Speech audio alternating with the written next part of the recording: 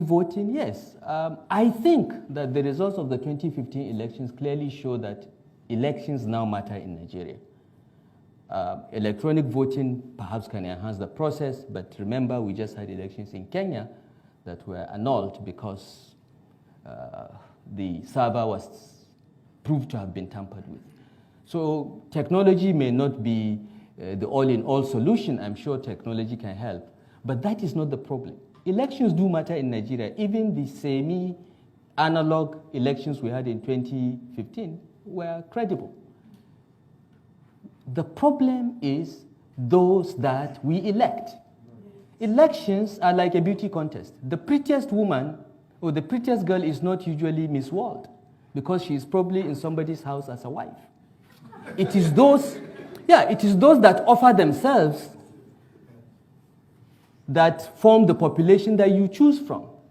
So yes, she's Miss England or Miss Nigeria will probably be a very beautiful woman, but she's not the most beautiful woman in England or Nigeria. She's just perhaps the most beautiful woman out of the 20 that put themselves forward.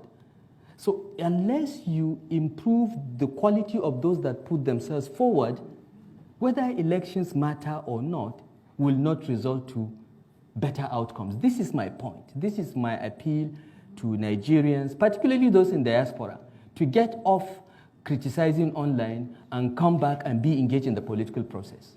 Your criticisms count for nothing.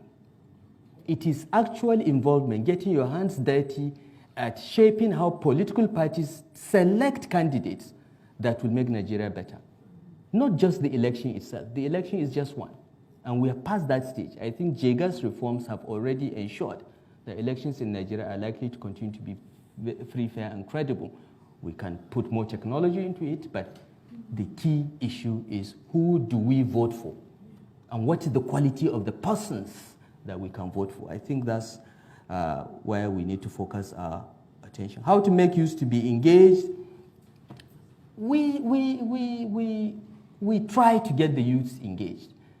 But what we find is that youths come into the political process with a sense of entitlement. Nobody gives you power. You have to get involved and fight and negotiate for it. If youth think that old guys will just hand over power to them because they are young, they're making a mistake. That it has not happened anywhere in the world. It will not happen. The issue is involvement and getting engaged and making contributions. Then you'll have the way. And I don't agree that youth cannot be voted for. The minimum age for contesting elections in Nigeria is 21. You can contest for local government chairmanship, councillor, even state assembly. I think even national assembly is 20-something. President is 30, I think, or 40. I think it's 30. So it is not true that young people have no opportunity to contest. It is just that they come in with a sense of entitlement without getting involved in the process and negotiating and getting the support of the party and the leadership. You will not go anywhere. You can continue shouting that you're young, but hey, we are young too at one time. Social activists that, young people think they don't have a chance. You see, this is a chicken and egg situation. So long as young people believe they don't have a chance and stay away, they will never be there. My appeal to young people, and I work a lot with them, and I engage very actively on social media, largely because I want to encourage young people not to repeat the mistakes I made. Because until the age of 45, I did not believe in politics or joining political parties or engaging in politics. It was after I had served as minister and left office that I realized the primacy of politics over everything. I say this again and again to all the young people I talk to. Politics trumps everything. You can go and do your NGO, be social activists and so on. You will never change the world unless you are Bill Gates with tons of money. All right? The way to change your environment is to participate in the political process. And you cannot do so without getting your hands dirty. You'll be disappointed, you'll be frustrated, but it is your country, it is your future. I am 57 years old.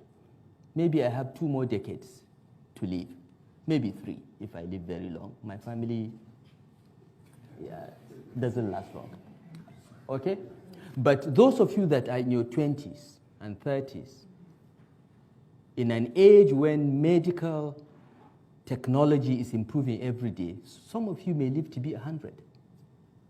You have 70 years of your life ahead of you. If you don't get involved now to change the future and shape it, will leave behind to you a nation that you don't like.